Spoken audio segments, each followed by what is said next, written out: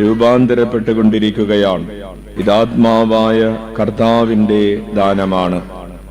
വലതുകരം ഉയർത്തി വീശിക്കൊണ്ട് പറയാം, കർത്താവിന്റെ മഹത്വം കണ്ണാടിയിലെന്ന പോലെ മൂടുപടമണിയാത്ത മുഖത്ത് പ്രതിഫലിക്കുന്ന നാം എല്ലാവരും അവിടുത്തെ സാദൃശ്യത്തിലേക്ക്, മഹത്വത്തിൽ നിന്ന് മഹത്വത്തിലേക്ക് രൂപാന്തരപ്പെട്ടുകൊണ്ടിരിക്കുകയാണ്. ഇത് ആത്മാവായ കർത്താവിന്റെ ദാനമാണ്. ഇരുകരങ്ങളും ഉയർത്തി വീശിക്കൊണ്ട് കർത്താവിന്റെ മഹത്വം കണ്ണാടിയിലെന്ന പോലെ മൂടുപടമണിയാത്ത മുഖത്ത് പ്രതിഫലിക്കുന്ന നാം എല്ലാവരും അവിടുത്തെ സാദൃശ്യത്തിലേക്ക്, മഹത്വത്തിൽ നിന്ന് മഹത്വത്തിലേക്ക് രൂപാന്തരപ്പെട്ടുകൊണ്ടിരിക്കുകയാണ്. ഇത് ആത്മാവായ കർത്താവിന്റെ ദാനമാണ്. ഈശോയിൽ ഏറ്റവും സ്നേഹം നിറഞ്ഞ ബഹുമാനപ്പെട്ട സെബാസ്റ്റ്യനച്ച, ജോസഫച്ച, പ്രിയപ്പെട്ട സിസ്റ്റേഴ്സ്, സഹോദരരെ, ഈശോ മിശിഹായ്ക്ക് സ്തുതിയായിരിക്കട്ടെ. പരസ്പരം സ്തുതി ചൊല്ലാം. Praise the Lord. ഹല്ലേലൂയ. സന്തോഷത്തോടെ പറയാം ഹല്ലേലൂയ. അടുത്തിരിക്കുന്നവരെ നോക്കി പുഞ്ചിരിച്ചുകൊണ്ട് പറയാം ഹല്ലേലൂയ. ക്രിസ്തുമസ് ഒക്കെ ആണെന്ന് വിചാരിച്ച് ചിരിച്ചിട്ട് പറഞ്ഞേ ഹല്ലേലൂയ. അല്ലേ? ഒന്നും കൂടി നന്നായിട്ട് അച്ഛനെ നോക്കി ഒന്ന് ചിരിച്ചിട്ട് പറഞ്ഞേ ഹല്ലേലൂയ. അച്ഛനറിയാം ഇന്നല്ല അടുത്ത വ്യാഴാഴ്ചയാണ് ക്രിസ്മസ്, എന്നാലും ഹല്ലേലൂയ. കുറച്ചുകൂടെ നന്നായിട്ട് ഈശോയെ നോക്കി ചിരിച്ചിട്ട് പറഞ്ഞേ ഹല്ലേലൂയ. കുറച്ചുകൂടെ സൂപ്പറായിട്ട് ചിരിച്ചിട്ട് പറഞ്ഞേ ഹല്ലേലൂയ. ഇത്ര ഉള്ളോ സൂപ്പർ? കുറച്ചുകൂടെ ഒന്ന് സൂപ്പറാക്കി ഹല്ലേലൂയ. പ്രിയപ്പെട്ടവരെ, നമ്മൾ ഈ വർഷത്തിലെ അവസാനത്തെ വ്യാഴാഴ്ചയുടെ തൊട്ട് മുമ്പത്തെ വ്യാഴാഴ്ച, അടുത്ത വ്യാഴാഴ്ചയാണ് ഈ വർഷത്തിലെ അവസാനത്തെ വ്യാഴാഴ്ച. നിങ്ങൾ എല്ലാവരും വരണം. ഹല്ലേലൂയ. അതുകൊണ്ടാണ് അടുത്ത വ്യാഴാഴ്ച നമ്മൾ ചിക്കൻ ബിരിയാണി വെച്ചിട്ടുള്ളത്. ആരും വരാതിരിക്കരുത്. Praise the Lord. അല്ലേ? ഒരു പാട്ടില്ലേ, വരാന്ന് പറഞ്ഞിട്ട് ഹല്ലേലൂയ, ഹല്ലേലൂയ. അപ്പോൾ പ്രിയപ്പെട്ടവരെ, നമ്മൾ എന്തിനു വേണ്ടിയാണ് വരുന്നത്? ഈശോയുടെ ഭാവങ്ങൾ നമ്മുടെ ഭാവങ്ങളായി മാറാൻ വേണ്ടിയാണ്. ഇന്ന് പ്രഭാതത്തിലെ മെഡിറ്റേഷന്റെ സമയത്ത് സെബാസ്റ്റ്യനച്ചൻ ആ ഒരു മന്ത്രം നമുക്ക് ആ ഒരു ബേസിൽ പറഞ്ഞു തന്നായിരുന്നു. ഈശോയുടെ ഭാവങ്ങൾ നമ്മുടെ ഉള്ളിൽ നിറയട്ടെ. നമ്മുടെ ഉള്ളിൽ ആരുടെ ഭാവമുണ്ടാകണം? ആരുടെ ഭാവമുണ്ടാകണം? അല്ലേ? നമ്മൾ ഇടയ്ക്ക് ചോദിക്കാറില്ലേ, നിനക്കിത് ഏത് ഭാവമാണെന്ന്, എന്തിന്റെ ഭാവമാണ്? അവൾക്ക് ഭയങ്കര ഭാവമാണ്. അത് ഈശോയുടെ ഭാവമാണെന്ന അർത്ഥത്തിലല്ല, അല്ലേ? നമുക്കുണ്ടാകേണ്ടത് ആരുടെ ഭാവമാണ്? ഈശോയുടെ ഭാവമാണ്. അതാണ് ജോസഫച്ചൻ പ്രഭാഷണത്തിലെ തുടർന്ന് പിന്നീട് പറഞ്ഞത്. ഈശോയുടെ ഭാവം എന്ന് പറഞ്ഞാൽ പ്രകാശമാണ്. അന്ധകാരത്തിൽ കഴിയുന്ന ജനം കണ്ട പ്രകാശമാണ് ഈശോയുടെ ഭാവം. ഈശോയുടെ ഭാവം പ്രകാശമാണ്. ആ പ്രകാശം എന്ന് പറയുന്നത് സ്നേഹമാണ്, അത് കരുണയാണ്, അത് കരുതലാണ്. അപ്പൊ നമ്മുടെ ഉള്ളിൽ ആരുടെ ഭാവം ഉണ്ടാകണം എന്ന് പറഞ്ഞേ? ഈശോയെ, അങ്ങയുടെ ഭാവം എന്നിൽ നിറച്ചു നൽകണമേ. ഈശോയെ, അങ്ങയുടെ ഭാവത്തിലേക്ക് എന്നെ രൂപാന്തരപ്പെടുത്തണമേ. പ്രിയപ്പെട്ടവരെ, ഭാവം എന്ന് പറഞ്ഞാൽ മനോഭാവം, അല്ലേ? അല്ലാതെ മറ്റേ 9 ഭാവങ്ങൾ, നവരസങ്ങളല്ല. ഏത് ഭാവമാണ്? മനോഭാവമാണ് മാറേണ്ടത്. ഹല്ലേലൂയ. അപ്പോൾ നമ്മുടെ മനോഭാവങ്ങൾ മാറാൻ നമ്മൾ എവിടെ നോക്കുകയാണ്? ഈശോയിലേക്ക് നോക്കുകയാണ്. ഈശോ ഇപ്പോ എവിടെയാണ് കിടക്കുന്നത്? കാലിത്തൊഴുത്തിലാണ് കിടക്കുന്നത്. അപ്പോൾ കാലിത്തൊഴുത്തിൽ കിടക്കുന്ന ഈശോയെ മൂടുപടമില്ലാതെ, ശ്രദ്ധിക്കണേ, മൂടുപടമില്ലാത്തവരായി നമ്മൾ കാലിത്തൊഴുത്തിൽ കിടക്കുന്ന ഈശോയെ കണ്ടുകൊണ്ടിരിക്കുമ്പോൾ, ധ്യാനിച്ചുകൊണ്ടിരിക്കുമ്പോൾ, ആ ഈശോയുമായി ഇടപെട്ടുകൊണ്ടിരിക്കുമ്പോൾ, ആ ഈശോയിൽ നിന്ന് നമ്മൾ പഠിച്ചുകൊണ്ടിരിക്കുമ്പോൾ, ആ ഈശോയെ കുറിച്ച്, കാലിത്തൊഴുത്തിൽ കിടക്കുന്ന ഈശോയെ കുറിച്ച് പറഞ്ഞുകൊണ്ടിരിക്കുമ്പോൾ, കേട്ടുകൊണ്ടിരിക്കുമ്പോൾ നമ്മുടെ ഉള്ളിൽ ഏത് ഭാവം വന്ന് നിറയും? ഈശോയുടെ ഭാവം വന്ന് നിറയും, അല്ലെങ്കിൽ നിറയണം. അങ്ങനെ നിറയാൻ വേണ്ടിയാണ് ക്രിസ്തുമസ് ഉള്ളത്, ക്രിസ്തുമസ് ആഘോഷമുള്ളത്. നമ്മൾ പുൽക്കൂട് കിട്ടുന്നത് എന്തിനു വേണ്ടിയാണ്? ആ ഈശോയുടെ ദാരിദ്ര്യത്തെയും ലാളിത്യത്തെയും നമ്മൾ, ഈശോയുടെ ഭാവമാണ്, മനോഭാവമാണ് ദാരിദ്ര്യം എന്ന് പറയുന്നത്. ഈശോ ഇത്രമാത്രം ചെറുതായി, ആ ചെറുതാകല് നമ്മൾ ധ്യാനിക്കാൻ വേണ്ടിയാണ് നമ്മൾ പുൽക്കൂടുണ്ടാക്കുന്നത്. എന്തിനാണ് ഈശോയെ, ആ ഉണ്ണി ഈശോയെ, ഇന്ന് നമ്മൾ പറഞ്ഞിട്ടുണ്ട്, നിങ്ങളുടെ കുടുംബങ്ങളിലുള്ള പുൽക്കൂട്ടിൽ വയ്ക്കാനുള്ള ഉണ്ണീശോയുടെ രൂപങ്ങൾ കൊണ്ടുവന്നോളാൻ പറഞ്ഞിട്ടുണ്ട്. നമ്മൾ ദിവ്യബലിക്ക് ശേഷം അത് വെഞ്ചിരിച്ച് നിങ്ങൾക്ക് വീടുകളിലേക്ക് കൊണ്ടുപോയി പൊതിഞ്ഞ് സൂക്ഷിക്കാവുന്നതാണ്. അപ്പോൾ ആ ഉണ്ണീശോയെ നമ്മൾ ഇങ്ങനെ നമ്മുടെ കൈവെള്ളയിൽ കൊള്ളുന്ന വിധത്തിൽ ആരാണ് ചുരുങ്ങി വന്നത്? ഈശോ ചുരുങ്ങി വന്നു. ദൈവം, സ്വർഗത്തിന് പോലും ഉൾക്കൊള്ളാൻ കഴിയാത്തവൻ നമ്മുടെ കൈവെള്ളയിൽ ഒതുങ്ങുന്നവനായി ചുരുങ്ങി വന്നു. ഉച്ചത്തിൽ വിളിക്കാം, ഈശോയേ, ഈശോയേ. അപ്പോൾ നമ്മൾ പഠിച്ചുകൊണ്ടിരിക്കുകയാണ്, നമ്മൾ രൂപാന്തരപ്പെട്ടുകൊണ്ടിരിക്കുകയാണ്. നമുക്ക് എന്താണ് സംഭവിച്ചുകൊണ്ടിരിക്കുന്നത്? രൂപാന്തരീകരണമാണ്.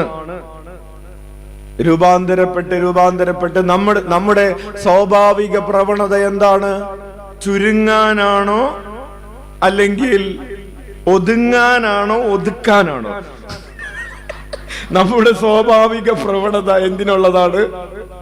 ഒതുക്കാനുള്ള പ്രവണതയാണ്. ആരെ? മറ്റുള്ളവരെ ഒതുക്കാൻ. അല്ലെ, ഇരിക്കുമ്പോ തന്നെ നമ്മൾ അങ്ങോട്ടും ഇങ്ങോട്ടൊക്കെ കാണിച്ച് നമ്മള്, അല്ലെ, മറ്റുള്ളവർ എന്ത് ചെയ്യണം? ഒതുക്കണം.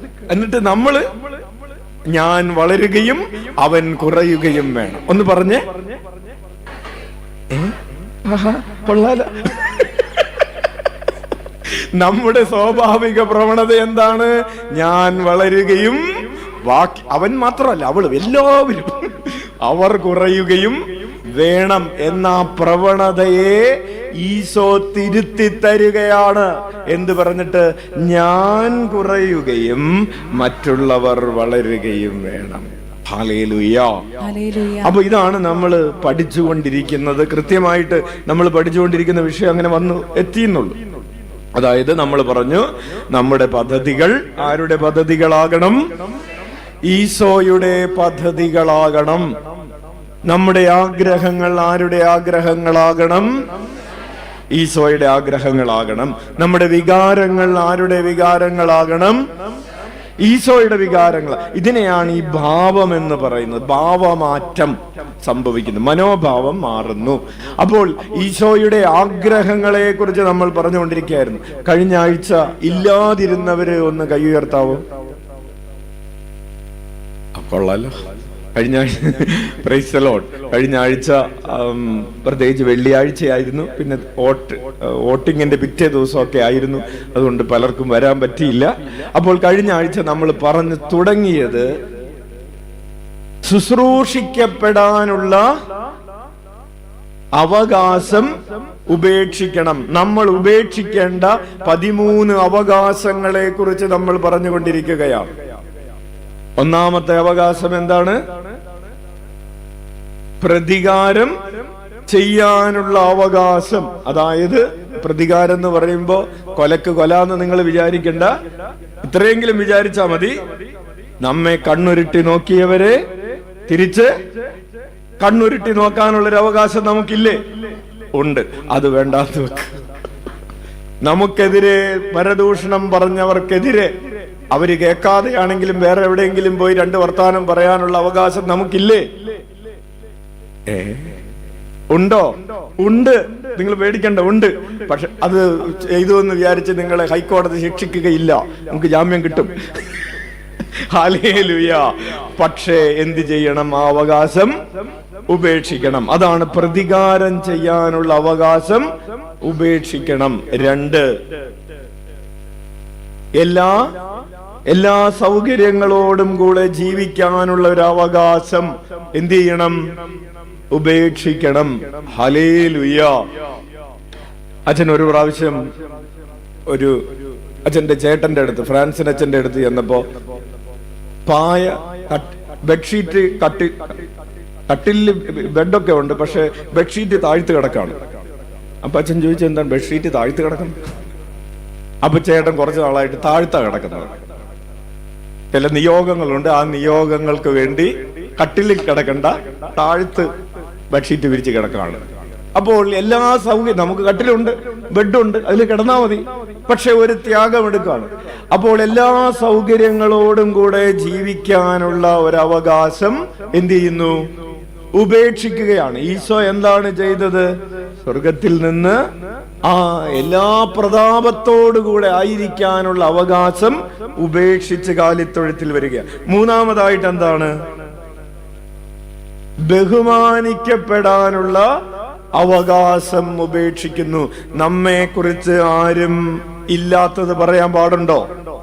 നമുക്കതെന്താണ്? ഒരവകാശമാണ്. എന്നെ കുറിച്ച് ഇല്ലാത്തത് ആരും പറയരുത്, ഉള്ളത് പോലും പറയരുത്. അപ്പോൾ നമ്മളെ ആരും നിന്ദിക്കരുത്. അതാണ് ബഹുമാനിക്കപ്പെടാനുള്ള അവകാശം, നിന്ദിക്കപ്പെടാതിരിക്കാനുള്ള അവകാശം ഉപേക്ഷിക്കുക എന്ന് പറഞ്ഞത്. 3. 4-ാമത്തെ എന്താണ്? ഇഷ്ടമുള്ളതുപോലെ പണം ചെലവഴിക്കാനുള്ള അവകാശം. നമ്മുടെ കയ്യിൽ കാശുണ്ട്, അപ്പോൾ എനിക്ക് ഇഷ്ടമുള്ളത് മേടിക്കാം, ഇഷ്ടമുള്ളിടത്ത് പോകാം, ഇഷ്ടമുള്ളത് ചെയ്യാം, അല്ലേ? നമ്മള് അച്ഛൻ ഒരു പ്രാവശ്യം അച്ഛന്റെ ഒരു സുഹൃത്തിന്റെ കൂടെ ഒരു ഹോട്ടലിൽ ഭക്ഷണം കഴിച്ചുകൊണ്ടിരിക്കുകയായിരുന്നു. അപ്പൊ അച്ഛൻ ഇതിന്റെ വിലയൊക്കെ നോക്കിക്കഴിഞ്ഞപ്പോ, കുറച്ചാൾ മുമ്പാണ്, ബാംഗ്ലൂർ വെച്ചാണ്. അപ്പൊ അച്ഛൻ പറഞ്ഞു, എനിക്ക് അച്ഛനെ അത് വേണ്ട ഇത് വേണ്ട എന്നൊക്കെ പറഞ്ഞു. അപ്പൊ ശരി. അപ്പൊ അവസാനം ഇദ്ദേഹം ചോദിച്ചു, എന്നാ അച്ഛനൊരു ജ്യൂസ് പറയട്ടെ എന്ന് ചോദിച്ചു. അപ്പൊ അച്ഛന് കുടിക്കാൻ പറ്റിയ ജ്യൂസ് ഏതാണെന്ന് നോക്കിയപ്പോ എന്തെങ്കിലും അവിടെ ജ്യൂസ് അല്ലേ കാര്യം, 10-20 രൂപയുടെ കാര്യമല്ലേ ഉള്ളൂ. അപ്പോ അന്ന് ഒരു പപ്പായ ജ്യൂസ്, അല്ലേ, ഏറ്റവും വില കുറവുള്ള ജ്യൂസാണ് പപ്പായ ജ്യൂസ്. അങ്ങനെ അന്ന് ഒരു കാര്യം ചെയ്യും, പപ്പായ ജ്യൂസ് വരട്ടെ എന്ന് പറഞ്ഞ് പപ്പായ ജ്യൂസ് ഓർഡർ ചെയ്തു. പപ്പായ ജ്യൂസ് ഓർഡർ ചെയ്ത് അത് കുടിച്ചു കഴിഞ്ഞപ്പോഴാണ് അതിന്റെ ബില്ല് വന്നത്. 250 രൂപ പപ്പായയുടെ. പ്രിയപ്പെട്ടവരെ, നമുക്ക് ഇഷ്ടമുള്ള പപ്പായ ജ്യൂസ് 250 രൂപക്ക് കുടിക്കുന്നതിൽ തെറ്റുണ്ടോ? ഉണ്ടോ? ഇല്ലെന്നും ഉണ്ടെന്നൊക്കെ പറയാം. എന്തായാലും അച്ഛന് പറയാനുള്ളത്, നമ്മുടെ പണം നമുക്ക് ഇഷ്ടമുള്ളതുപോലെ ഈ 250 രൂപക്ക് 5 പേർക്ക് 50 രൂപയുടെ പൊതിച്ചോറ്, 5 പേർക്ക് പൊതിച്ചോറ് സുഖമായിട്ട് കഴിക്കാം, ഇല്ലേ? ആ 5 പേർക്ക് കഴിക്കാനുള്ള ഭക്ഷണത്തിന്റെ പണമാണ് നമ്മൾ ഒറ്റയടിക്ക് ഒരു ജ്യൂസിൽ കുടിച്ചത്. അപ്പോൾ പറഞ്ഞു വരുന്നത്, നമ്മുടെ പണം നമ്മുടെ കയ്യിലുണ്ട്, പക്ഷേ നമുക്കത് ഇഷ്ടമുള്ളതുപോലെ ചെലവഴിക്കാനുള്ള അവകാശം ഉപേക്ഷിക്കുകയാണ്. അടുത്തത് എന്താണ്? ശത്രുക്കളെ വെറുക്കുന്നതിനുള്ള അവകാശം. നമ്മെ ദ്രോഹിച്ചവരെ തിരിച്ച് ദ്രോഹിക്കാനൊന്നും പോകുന്നില്ല, പക്ഷെ അവരോടൊരു ഇഷ്ടക്കേട് സൂക്ഷിക്കുന്നതിൽ എന്തെങ്കിലും കുഴപ്പമുണ്ടോ? ഉണ്ടോ? ഇല്ലേ? അപ്പോൾ ആ അവകാശം കൂടെ ഉപേക്ഷിക്കുക. ഇതൊക്കെ നമ്മൾ ചെയ്യുന്നത് എന്തിനു വേണ്ടിയാണ്? ഈശോയെ പോലെ ആയിത്തീരുന്നതിന് വേണ്ടിയാണ്. ഇതിനെയാണ് നമ്മൾ പറഞ്ഞത് ദൈവീക ഭാവം. നമ്മൾ ഈ 5 കാര്യങ്ങൾ പറഞ്ഞപ്പോഴും അതിൽ ആ ഭാവം എങ്ങനെയാണ് ക്രിസ്തുവില്, പിതാവായ ദൈവത്തില്, പുത്രനായ ദൈവത്തില് ഈ ഭാവങ്ങൾ എങ്ങനെയാണ് പ്രത്യക്ഷപ്പെട്ടതെന്ന് പറഞ്ഞിരുന്നു. ഇപ്പോൾ ഒടുവിലായി 6-ാമതായി നമ്മൾ പറഞ്ഞുകൊണ്ടിരിക്കുകയാണ് ശുശ്രൂഷിക്കപ്പെടാനുള്ള അവകാശം ഉപേക്ഷിക്കുക. ഹല്ലേലൂയ. ഇല്ലേ, നമുക്ക് നമ്മുടെ പരിഭവങ്ങളൊക്കെ, നമ്മുടെ പ്രധാനപ്പെട്ട പരിഭവങ്ങൾ ഒന്ന് എടുത്തു നോക്കിയേ. എന്തൊക്കെയാണ്? അവരെന്നെ ശ്രദ്ധിച്ചില്ല, അവരെന്നെ മൈൻഡ് ചെയ്തില്ല, അവരെന്നെ അവഗണിച്ചു. നമ്മെ കെയർ ചെയ്തില്ല എന്നുള്ളതാണ് നമ്മുടെ ഏറ്റവും വലിയ പരാതികളിൽ ഒന്ന്. ആണോ? അതെ. അപ്പോൾ ഈശോ പറയുകയാണ്, വചനം പറയുകയാണ്, നീ എന്ത് ചെയ്യണം? ശുശ്രൂഷിക്കപ്പെടാനുള്ള അവകാശം ഉപേക്ഷിക്കണം. നമ്മൾ 2-3 വചനങ്ങൾ പറഞ്ഞാണ് ആരംഭിച്ചത്. ഒന്ന്, മർക്കോസിന്റെ സുവിശേഷം 10-ാം അധ്യായം 42 മുതൽ 45 വരെയുള്ള തിരുവചനങ്ങൾ. സെബദീപുത്രന്മാർ ഈശോയുടെ അടുത്ത് വന്ന് പറയുന്നു, ഞങ്ങൾക്ക് ഇടത്തും വലത്തും ഇരിക്കണം. എന്തിനാണ് ഇടത്തും വലത്തും ഇരിക്കേണ്ടത്? ഞങ്ങൾ അങ്ങനെ ഗമയുള്ളവരായി മാറണം, ഞങ്ങൾ ശുശ്രൂഷിക്കപ്പെടുന്നവരായി തീരണം. അപ്പോൾ ഈശോ പറഞ്ഞു, മനുഷ്യപുത്രൻ വന്നിരിക്കുന്നത് ശുശ്രൂഷിക്കാനല്ല, മനുഷ്യപുത്രൻ വന്നിരിക്കുന്നത് ശുശ്രൂഷിക്കപ്പെടാനല്ല, ശുശ്രൂഷിക്കാനും തന്റെ ജീവിതം അനേകർക്ക് മോചനദ്രവ്യമായി നൽകാനും വേണ്ടിയാണ്. കൈയടിച്ച് കർത്താവിന് നന്ദി പറയാം. ഹല്ലേലൂയ. അപ്പോൾ ആ ഒരു വചനഭാഗം നമ്മൾ പറഞ്ഞു. തുടർന്ന് നമ്മൾ വായിച്ച ഒരു വചനമാണ് ലൂക്കായുടെ സുവിശേഷം 22-ാം അധ്യായം 24 മുതലുള്ള തിരുവചനങ്ങൾ. ശിഷ്യന്മാർ വഴിയിൽ വെച്ച് തല്ല് പിടിക്കുകയാണ്, തർക്കിക്കുകയാണ്. എന്താണ് തർക്കിക്കുന്നത്? നമ്മളിൽ ആരാണ് വലിയവനെന്ന് തർക്കിക്കുകയാണ്. അപ്പോൾ ഈശോ പറയുകയാണ്, ഞാൻ നിങ്ങളുടെ ഇടയിൽ ശുശ്രൂഷിക്കുന്നവനെ പോലെയാണ്. ലൂക്കായുടെ സുവിശേഷം 22-ാം അധ്യായം 27-ാമത്തെ തിരുവചനം വലതുകരം ഉയർത്തി വീശിക്കൊണ്ട് പറയാം, ഞാനാകട്ടെ നിങ്ങളുടെ ഇടയിൽ പരിചരിക്കുന്നവനെ പോലെയാണ്. ഞാനാകട്ടെ നിങ്ങളുടെ ഇടയിൽ പരിചരിക്കുന്നവനെ പോലെയാണ്. ഈശോ ശിഷ്യന്മാരുടെ കാലുകൾ കഴുകിയതിന് ശേഷം യോഹന്നാന്റെ സുവിശേഷം 13-ാം അധ്യായം 13 മുതൽ 15 വരെയുള്ള തിരുവചനങ്ങൾ.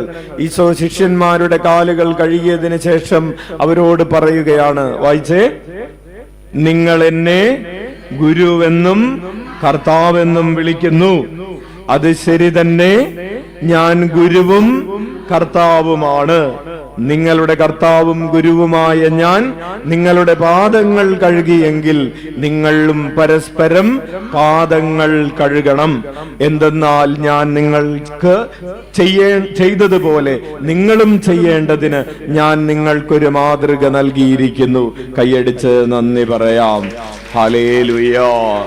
വലതുകരമുയർത്തി വീശിക്കൊണ്ട് പറയാം, ഞാൻ നിങ്ങളുടെ പാദങ്ങൾ കഴുകിയെങ്കിൽ നിങ്ങളും പരസ്പരം പാദങ്ങൾ കഴുകണം. ഹല്ലേലൂയ.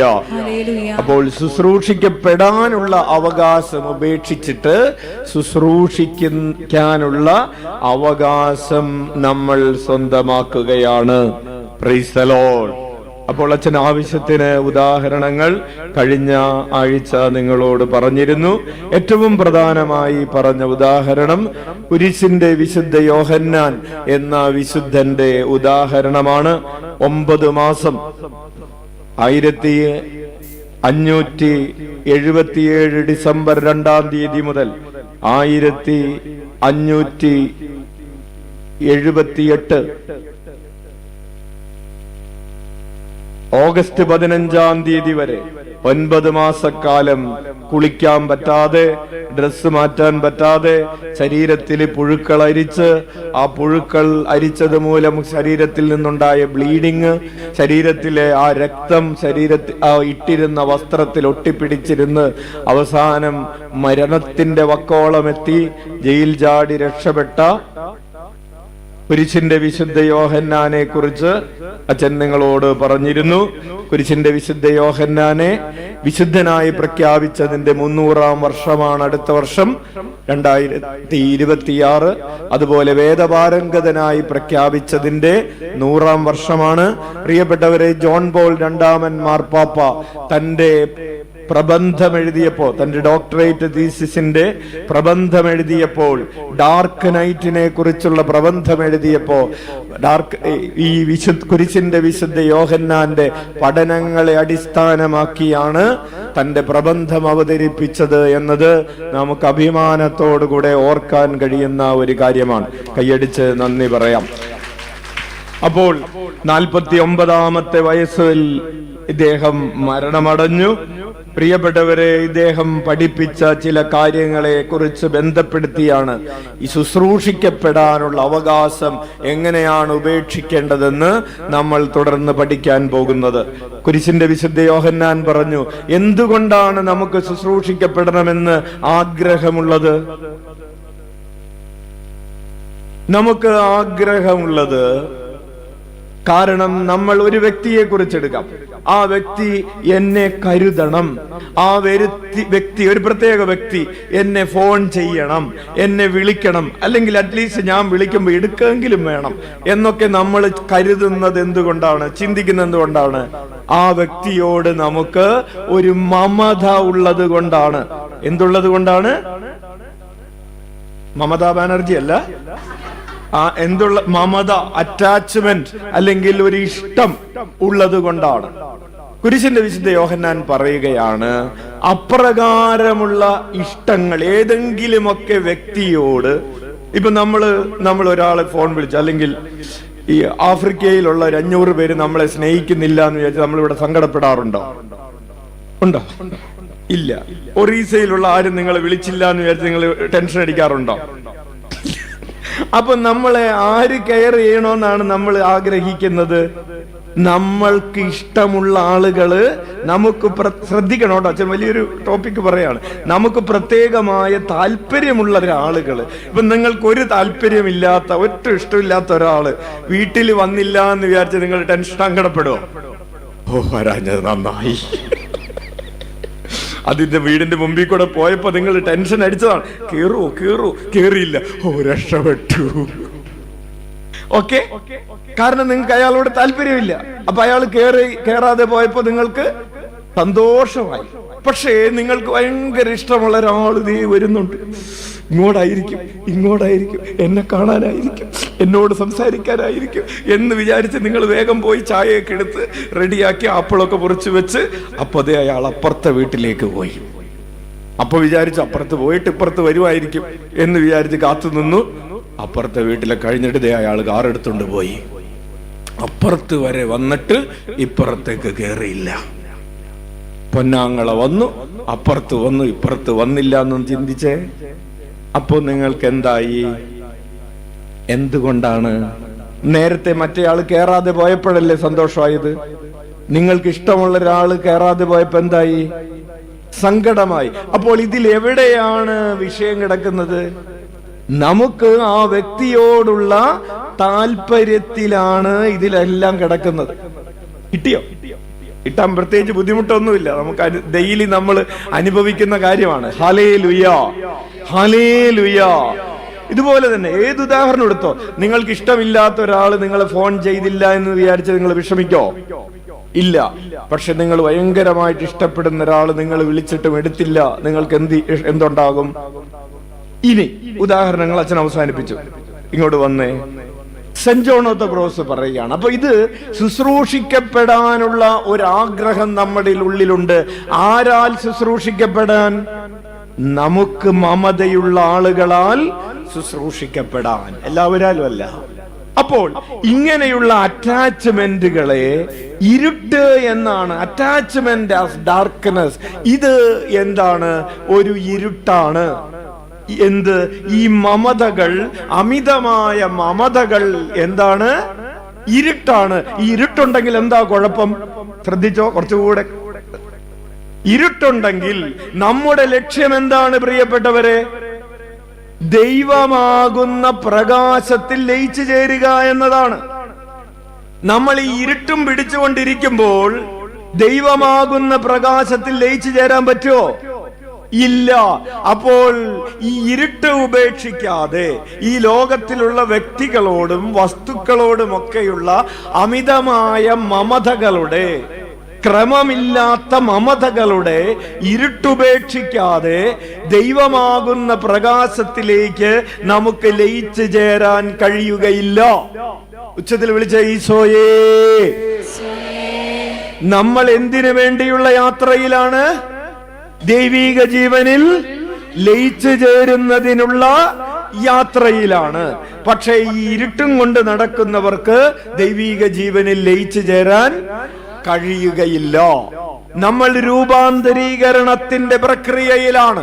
പക്ഷേ ഈ ഇരുട്ട് ഉള്ളിൽ പിടിച്ചുകൊണ്ടിരിക്കുന്നവർക്ക് രൂപാന്തരീകരണം സംഭവിക്കുകയില്ല. നമ്മൾ ഈ ഇരുട്ടും പിടിച്ചോണ്ട് ഈശോയുടെ ആ കാലിത്തൊഴുത്തിൽ ഈശോയുടെ ഭാവം എന്നിൽ നിറയട്ടെ, എന്നിൽ നിറയട്ടെ എന്ന് പറഞ്ഞാൽ അത് നടക്കുകയില്ല. നമ്മൾ പലപ്പോഴും പറയാറുണ്ട്, അച്ഛൻ ഞങ്ങൾ എത്ര കൊല്ലമായി ഈ ആലയത്തിലേക്ക് വരുന്നു, രൂപാന്തരീകരണത്തെ കുറിച്ച് നമ്മൾ പറഞ്ഞുകൊണ്ടിരിക്കുന്നു, പക്ഷെ ഞങ്ങൾക്കൊരു മാറ്റവും വന്നിട്ടില്ലല്ലോ. ഞങ്ങൾ 10 കൊല്ലം മുമ്പ് എങ്ങനെയായിരുന്നുവോ അങ്ങനെ തന്നെയാണച്ചോ ഇപ്പോഴും. ഒരു രൂപാന്തരീകരണവും വന്നിട്ടില്ല. കാരണം എന്താണ്? നമ്മുടെ ഈ ഇരുട്ടിനെ നമ്മൾ അതിങ്ങനെ വെച്ചുകൊണ്ടാണ് ഈ പ്രകാശത്തെ നേടിയെടുക്കാൻ നോക്കുന്നത്.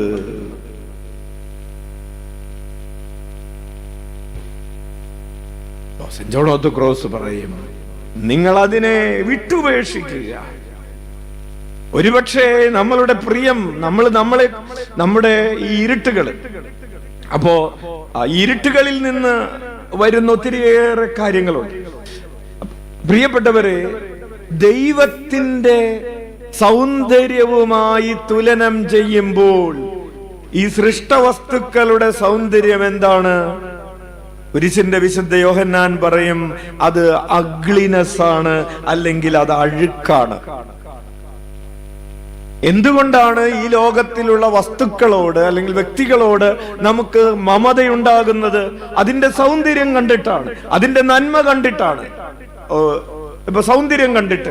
അപ്പോ കുരിശിന്റെ വിശുദ്ധ യോഹന്നാൻ പഠിപ്പിക്കുകയാണ്, ദൈവത്തിന്റെ സൗന്ദര്യവുമായി തുലനം ചെയ്യുമ്പോൾ സൃഷ്ടവസ്തുക്കളുടെ അല്ലെങ്കിൽ സൃഷ്ടികളുടെ, വ്യക്തികളുടെ, മനുഷ്യന്റെ സൗന്ദര്യം അഴുക്കാണെന്ന് മനസ്സിലാക്കി ആ മമത ഉപേക്ഷിച്ച് ആ സൗന്ദര്യത്തെ നീ അള്ളിപ്പിടിക്കണം. നമുക്ക് വേറെ ചില ആളുകളോട് മമത തോന്നുന്ന, അയാൾക്ക് ഭയങ്കര അറിവാണച്ചോ, എന്തൊരു ബുദ്ധിയാണച്ചോ, എന്തൊക്കെ അറിവാണ്, എന്തൊക്കെ കാര്യങ്ങളാണ് അറിയാവുന്നറിയാവോ, അതുകൊണ്ട് അയാളോടൊരു മമത തോന്നുന്നു. ഈ വിശുദ്ധൻ പഠിപ്പിക്കുകയാണ്, ദൈവത്തിന്റെ ജ്ഞാനവുമായി തുലനം ചെയ്യുമ്പോൾ മനുഷ്യന്റെ ജ്ഞാനമെന്ന് പറയുന്നത് അട്ടർ ഫൂളിഷ്നെസ് ആണ്, ഇഗ്നറൻസ് ആണ്. ദൈവത്തിന്റെ ജ്ഞാനവുമായി തുലനം ചെയ്യുമ്പോൾ മനുഷ്യന്റെ അറിവുകള് അറിവില്ലായ്മയാണ്, ഭോഷത്വമാണെന്ന്. രണ്ട്. മൂന്നാമതായി നമ്മൾ ചിന്തിക്കുന്നു, ചില ആളുകളോട് മമത തോന്നുന്നു, അവർക്കെന്ത് പവറാണെന്നറിയാവോ, എന്ത് വേണേലും ചെയ്യാനുള്ള പവറുണ്ട് അല്ലെ? കുട്ടികൾക്ക് ശക്തിമാനോട് ഇഷ്ടം തോന്നുന്നത് എന്താണ്? സൂപ്പർമാനോട്. പവറാണച്ചാ പവർ. ആർക്ക്? സൂപ്പർമാന്. അപ്പൊ ഈ സൂപ്പർമാനോട് ഒരു മമത തോന്നുന്നു, പവറുണ്ട്, എന്ത് ചെയ്യാൻ പറ്റും? നമുക്കും അങ്ങനെ പവറുള്ളവരോട്, അധികാരമുള്ളവരോട് മമത തോന്നുന്നു. വിശുദ്ധം പഠിപ്പിക്കും, ദൈവത്തിന്റെ ശക്തിയുമായി തുലനം ചെയ്യുമ്പോൾ മനുഷ്യന്റെ പവറൊക്കെ പവർലെസ്നെസ് ആണ്, അത് ബലഹീനതകളാണെന്ന് കൈയടിച്ച് നന്ദി പറയാം. അപ്പോൾ അതാണ് നമ്മൾ ഒന്നാമതായി പറഞ്ഞു, ദൈവത്തിന്റെ സൗന്ദര്യവുമായി തുലനം ചെയ്യുമ്പോൾ മനുഷ്യന്റെ സൗന്ദര്യം അഴുക്കാണ്. ദൈവത്തിന്റെ ജ്ഞാനവുമായി തുലനം ചെയ്യുമ്പോൾ മനുഷ്യന്റെ അറിവുകൾ വിവരക്കേടുകളാണ്. ദൈവത്തിന്റെ അധികാരവുമായി ശക്തിയുമായി തുലനം ചെയ്യുമ്പോൾ മനുഷ്യന്റെ ശക്തിയും അധികാരവും എല്ലാം ബലഹീനത മാത്രമാണ്. Hallelujah, hallelujah. അതുകൊണ്ട് എന്ത് ചെയ്യണം? ഈ ഭൂമിയിലുള്ള എല്ലാ മമതകളും, എല്ലാ ക്രമം തെറ്റിയ ഇഷ്ടങ്ങളും നീ ഉപേക്ഷിക്കാതെ നിനക്ക് പ്രകാശമാകുന്ന ആ ദൈവീക ജീവനിൽ ലയിച്ചു ചേരാൻ കഴിയുകയില്ല. യൂണിയൻ വിത്ത് ഗോഡ് എന്ന് പറയുന്ന ഒരു ലക്ഷ്യത്തിലേക്ക് നമ്മൾ യാത്ര ചെയ്യുകയാണ്. പ്രിയപ്പെട്ടവരെ, യാത്രയുടെ ലക്ഷ്യം മറന്നു പോകരുത്. നമ്മൾ യാത്ര ചെയ്യുന്നത്, മനുഷ്യകുലം മുഴുവൻ ആത്യന്തികമായി ഒരു യാത്രയിലാണ്. ഒരു പരമമായ ലക്ഷ്യം കണ്ടുകൊണ്ട് നമ്മൾ യാത്ര ചെയ്യുകയാണ്. അത് അച്ഛനാകാം, സിസ്റ്ററാകാം, കുടുംബജീവിതം നയിക്കുന്നവരാകാം, യുവാവാകാം, യുവതിയാകാം, വിദേശത്ത് ജോലി ചെയ്യുന്നവരാകാം, നാട്ടിൽ ജോലി ചെയ്യുന്നവരാകാം, പരീക്ഷ എഴുതുന്നവരാകാം, എഴുതാത്തവരാകാം, ആരും ആയാലും നിന്റെ പരമമായ ലക്ഷ്യം എന്ന് പറയുന്നത് എന്താണ്? ദൈവത്തിൽ ലയിച്ചു ചേരുക എന്നതാണ്. നമ്മുടെ വലിയൊരു ദുരന്തം എന്ന് പറയുന്നത്, ട്രാജഡി എന്ന് പറയുന്നത്,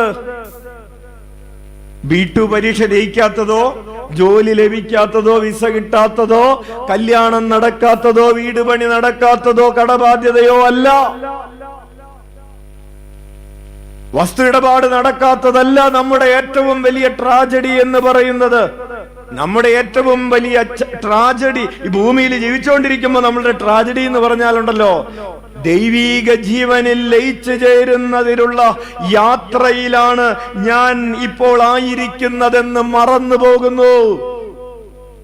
യാത്ര ചെയ്യുന്നവൻ അറിഞ്ഞുകൂടാ എങ്ങോട്ടാ പോകുന്നതെന്ന്.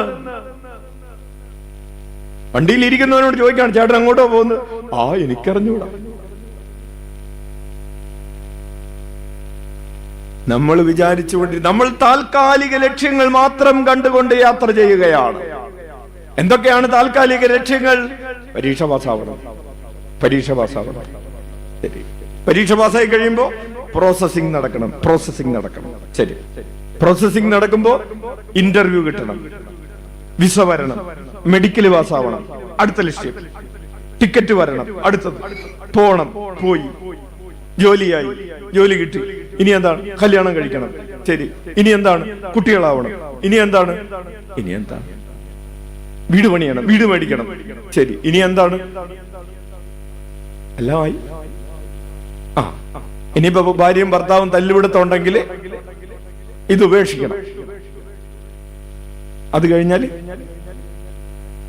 താൽക്കാലികമായ ലക്ഷ്യങ്ങൾ മാത്രം കവർ ചെയ്തുകൊണ്ട് നമ്മൾ മുന്നോട്ട് പോകാണ്. എങ്ങോട്ടാണ് ഈ ജീവിതയാത്ര പൊന്നേ? ഇതൊക്കെ ചെയ്ത് വീട് പണിത് കല്യാണം കഴിച്ച് കൊച്ചിനെ വളർത്തി നീ എങ്ങോട്ടാണ് ഈ പോകുന്നത്?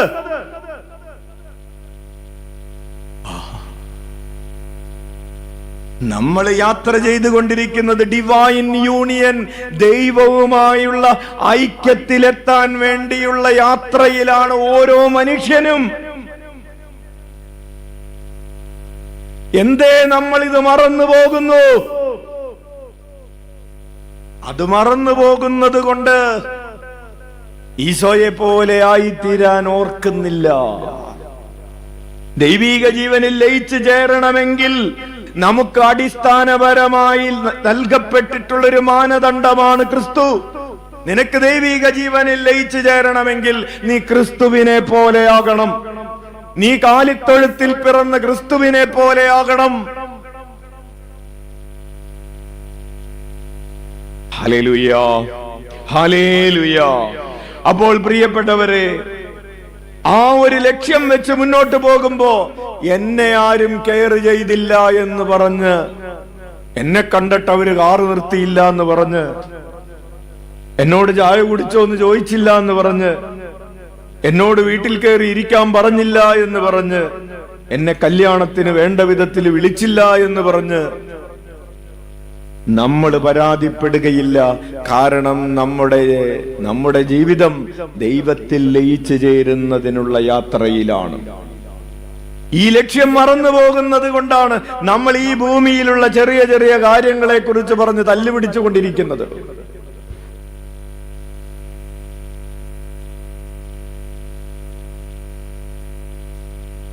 ഹല്ലേലൂയ.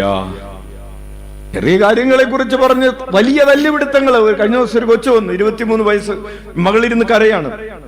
അച്ഛൻ ചോദിച്ചു, എന്തു പറ്റി മോളെ? അവളുടെ അപ്പനെ കുറച്ചു നാളുകൾക്ക് മുമ്പ് അവളുടെ അപ്പന്റെ അനിയൻ 9 പ്രാവശ്യം കുത്തി അപ്പം മരിച്ചു, ഇപ്പൊ അവൾക്ക് അപ്പനില്ല. അച്ഛൻ ചോദിച്ചു, എന്തിന്റെ പേരിലായിരുന്നു വഴക്ക്? വഴിയുടെ പേരിലുള്ള വഴക്കായിരുന്നു. ഭാഗം വെച്ചപ്പോ, അപ്പൂപ്പം ഭാഗം വെച്ചപ്പോ 2 പേർക്കും 1.5 ഏക്കർ വെച്ച് കിട്ടി. ഇളയ മകൻ 1.5 ഏക്കർ, മൂത്ത മകൻ 1.5 ഏക്കർ. ഇളയ മകന്റെ 1.5 ഏക്കർ റോഡ് സൈഡിലാണ്. അപ്പൊ മൂത്ത മകന്റെ 1.5 ഏക്കറിലേക്ക് പോകാനുള്ള സ്ഥലം ഇളയ മകൻ വിട്ടുകൊടുക്കണം. അവന് റോഡ് സൈഡ് കിട്ടിയിട്ടില്ലേ? അപ്പൊ അത് വാക്കാൽ പറഞ്ഞു, എഴുതി വെച്ചില്ല. അപ്പൊ അപ്പം മരിച്ചു, ഇപ്പൊ ചേട്ടന് വഴി വേണം, അനിയൻ കൊടുക്കൂല. കാശ് തന്നാലും തരില്ല. അങ്ങനെ 1ഉം 2ഉം പറഞ്ഞ് വഴക്കായി. പ്രിയപ്പെട്ടവരെ, അനിയൻ അവസാനം ചേട്ടനെ കുത്തി. അവന് ചേട്ടന്റെ വീട്ടിലേക്ക് പോകാനായിട്ട് ഒരു 5 സെന്റ് സ്ഥലം വിട്ടുകൊടുക്കേണ്ടവരും 5 സെന്റാണ്. അവന് ചേട്ടനേക്കാൾ വലുത് അവന്റെ 5 സെന്റാണ്. ചേട്ടന്റെ ജീവനേക്കാളും വലുത് അവന്റെ 5 സെന്റാണ്. അപ്പോ നമ്മൾ ദൈവീക ജീവനിൽ ലയിച്ചു ചേരുന്നതിന് വേണ്ടി യാണ് ഈ മനുഷ്യയാത്ര എന്ന് മറന്നിട്ട് 5 സെന്റിന് വേണ്ടി ചേട്ടനെ കൊല്ലുന്നവരല്ലേ?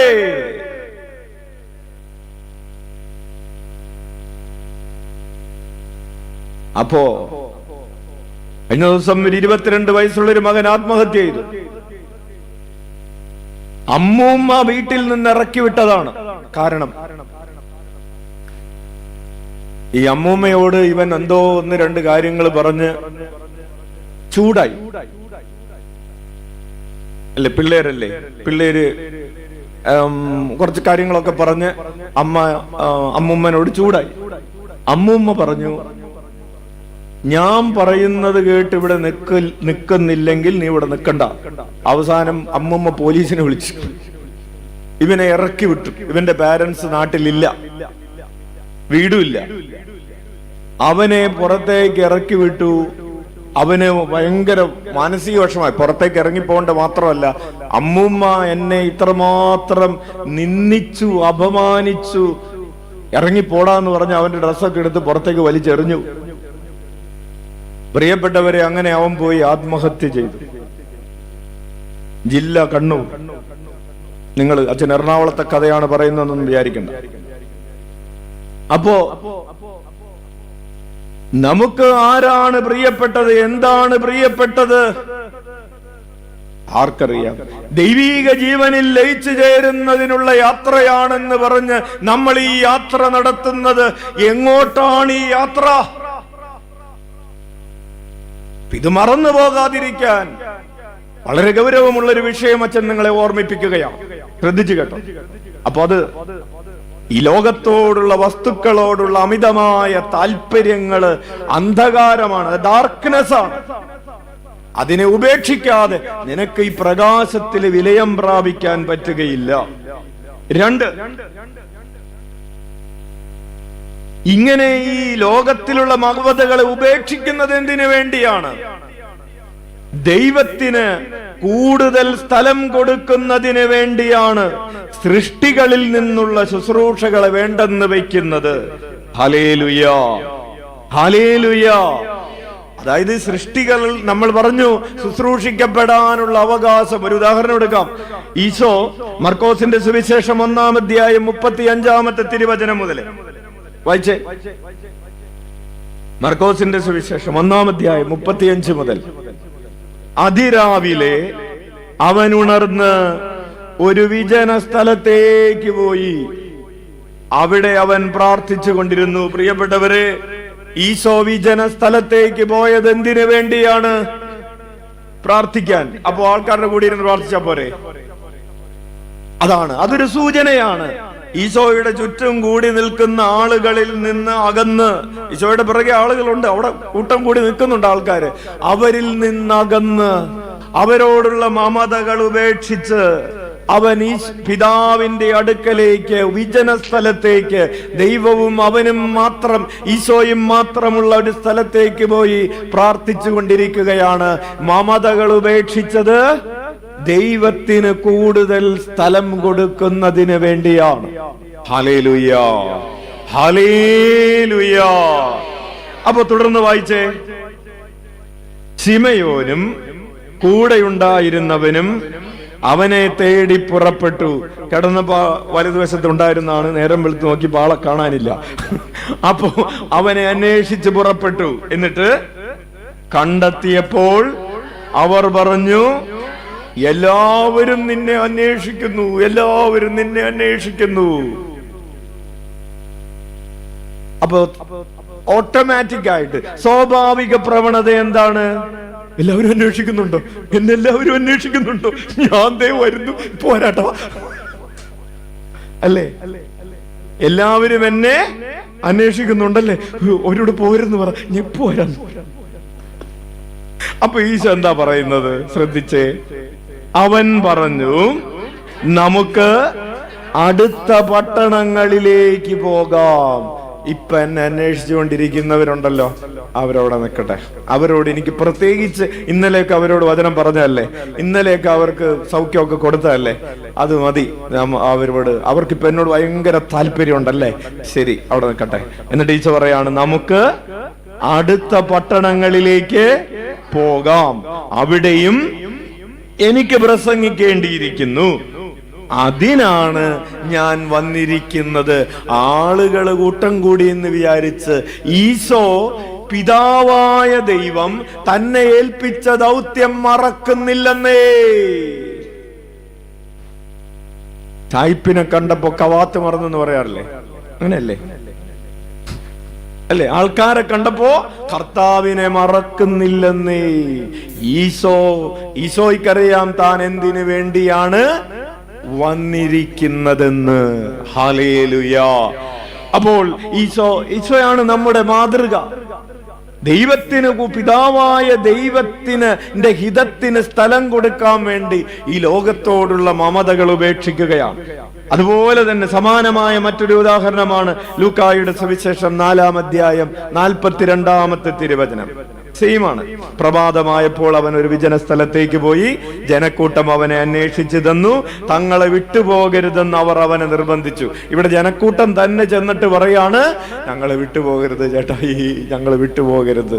അപ്പൊ ഈശോ പറയാണ്, എനിക്ക് മറ്റു പട്ടണങ്ങളിലും ദൈവരാജ്യത്തിന്റെ സുവിശേഷം പ്രസംഗിക്കേണ്ടിയിരിക്കുന്നു. അതിനുവേണ്ടിയാണ് ഞാൻ അയക്കപ്പെട്ടത്. ഞാൻ എൻ്റെ ഇഷ്ടത്തിന്, എനിക്കിഷ്ടമുള്ളവരുടെ കൂടെ ജീവിക്കാൻ വേണ്ടി വന്നതല്ല. ദൈവം എന്നെ ഒരു നിയോഗം തന്ന് അയച്ചതാണ്. ഉച്ചത്തിൽ വിളിക്കാം, ഈശോയേ, ഈശോയേ.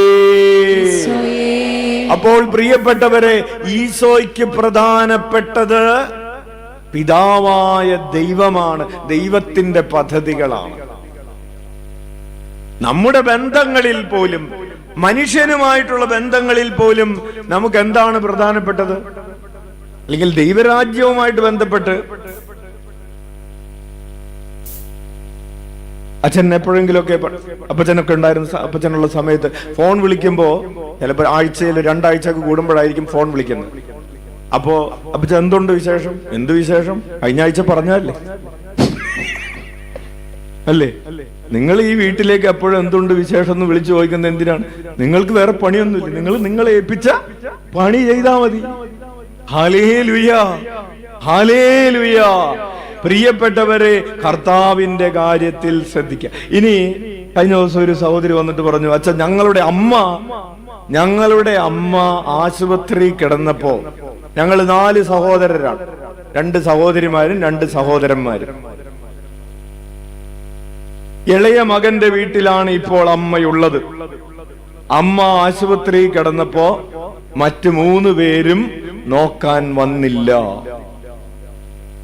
എന്തുപറ്റി? അമ്മ 2 ആഴ്ചക്ക് മുമ്പ്, അമ്മയ്ക്ക് ഇത്തിരി പ്രായമൊക്കെ ആയി, അമ്മയെ നോക്കുന്ന, അമ്മയുടെ പേരിൽ 1 ഏക്കർ സ്ഥലം ഉണ്ടായിരുന്നു. അപ്പൊ അമ്മ ഇപ്പൊ ഇളയ മകന്റെ കൂടെയാണല്ലോ നിൽക്കുന്നത്, ഇവനാണല്ലോ നോക്കുന്നത്. അപ്പൊ അമ്മയുടെ പേരിലുള്ള 1 ഏക്കർ ഇവന്റെ പേരിൽ മറ്റുള്ളവരോട് പറയാതെ എഴുതി വെച്ചു. എത്ര പറയാതെ എഴുതി വെച്ചാലും എന്തുണ്ട്? എല്ലാവരും അറിയും. ഇത് അറിഞ്ഞതിന് ശേഷം അമ്മ, അപ്പൊ അവർക്കൊക്കെ അതിന്റെ ഉള്ളിൽ എന്തുണ്ട്? എന്തെന്നാണ് ഉള്ളിലുള്ളതിനെ പറഞ്ഞ? ചൊരുക്കുണ്ടെന്നോ? അത് തന്നെ. അപ്പൊ അതുണ്ട്. അപ്പോൾ അമ്മ ആശുപത്രിയിലായി. അപ്പൊ ഇതൊക്കെ കൂടി അമ്മ പെട്ടെന്ന് നമുക്ക് ടെൻഷനായി, വീർപ്പ് മുട്ടി. അമ്മ ആശുപത്രിയിലായപ്പോ അവര് പറഞ്ഞു, 1 ഏക്കർ അവന്റെ പേരിലല്ലേ എഴുതി വെച്ചിരിക്കുന്നത്, അവൻ തന്നെ നോക്കട്ടെ. ഒന്ന് പോയി കണ്ടിട്ട് അമ്മ ഒന്നും കാശൊന്നും കൊടുക്കണ്ട, സുഖമാണോന്നൊന്നും ചോദിക്കാൻ വേണ്ടി പോവായിരുന്നില്ലേ? അമ്മയല്ല വലുത്, 1 ഏക്കറാണ്. ഇതിനെയാണ് കണ്ടോ, മനുഷ്യരുമായിട്ടുള്ള ബന്ധത്തിൽ തന്നെ ഈ അറ്റാച്ച്മെന്റ് എന്ന് പറഞ്ഞ മനസ്സിലായോ? ഇതിനെയാണ് ഈ മമത എന്ന് പറയുന്നത്. ഈ വസ്തുവാണ് പ്രധാനപ്പെട്ടത്, അമ്മയല്ല. ഇതേ തിയറി തന്നെ ദൈവവുമായിട്ട് ബന്ധപ്പെടുത്തിക്കോ. ഈ ലോകത്തിലെ പലതുമാണ് പ്രധാനപ്പെട്ടത്, ദൈവമല്ല. പ്രാർത്ഥിച്ചു, ഒരു വിഷയം നടക്കാൻ വേണ്ടി പ്രാർത്ഥിച്ചു, വസ്തു ഇടപാട് നടക്കാൻ വേണ്ടി പ്രാർത്ഥിച്ചു, നടന്നില്ല. ഇനി ഞാൻ പള്ളിയിൽ പോകുന്നില്ല. അപ്പൊ എന്താണ് വലുത്? വസ്തു ഇടപാടാണ് വലുത്. സന്താന സൗഭാഗ്യത്തിന് വേണ്ടി പ്രാർത്ഥിച്ചു, കിട്ടിയില്ല, ഇനി ഞാൻ പള്ളിയിൽ പോകുന്നില്ല. അപ്പൊ എന്താണ് വലുത്?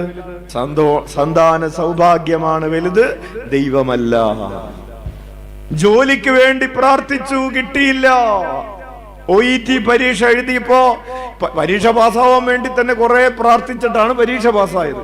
അത് കഴിഞ്ഞ് ഇതും പിടിച്ചുകൊണ്ടിരുന്നിട്ട് ഒരു സ്ഥലത്തുനിന്ന് ഇന്റർവ്യൂ വരുന്നില്ല. അങ്ങനെ 2 കൊല്ലം കഴിഞ്ഞ് ഇതിന്റെ വാലിഡിറ്റി തീർന്നു. ഇനി ഞാൻ പള്ളിയിൽ പോകുന്നില്ല. അപ്പൊ നിനക്ക് എന്താണ് വലുത്? നിന്റെ ജോലിയാണ് വലുത്, ദൈവമല്ല വലുത്. എന്റെ കുഞ്ഞേ,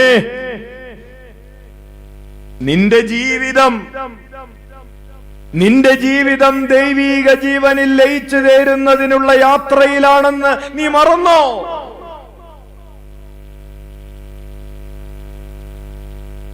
അത് മറന്നത് കൊണ്ടാണ് നീ കർത്താവിനെ മറന്നത്, നീ കർത്താവിനെ വേണ്ടെന്ന് വെച്ചത്. പ്രിയപ്പെട്ടവരെ, ദൈവത്തെ അന്വേഷിക്കാത്തവരെ കുറിച്ച് വചനം പറയുകയാണ്. 73-ാം സങ്കീർത്തനം 27-ാമത്തെ തിരുവചനം, കർത്താവിൽ നിന്ന് അകന്നു പോകുന്നവരെല്ലാം നശിച്ചു പോകുമെന്ന്. ഹല്ലേലൂയ. കർത്താവിൽ നിന്ന് അകന്നു പോകുന്നവരെല്ലാം നശിച്ചു പോകും എന്നതിന്റെ അർത്ഥം എന്താണ്? എന്തുകൊണ്ടാണ് അങ്ങനെ പറയാൻ കഴിയുന്നത്? കാരണം നിന്റെ ജീവിതം ദൈവത്തിൽ ലയിച്ചു ചേരാനുള്ള ജീവിതമാണ്. ഹല്ലേലൂയ. അപ്പോൾ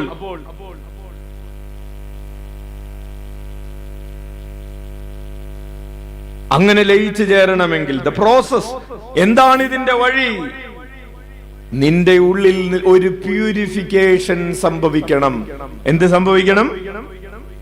ഒന്ന് പറഞ്ഞേ. ആ വാക്ക് നല്ലൊരു വാക്കാണ്, ഒന്ന് പറഞ്ഞേ. പ്യൂരിഫിക്കേഷൻ സംഭവിക്കണം. അതിന്റെ മലയാളം എന്താണ്? Very good. ശുദ്ധീകരണം.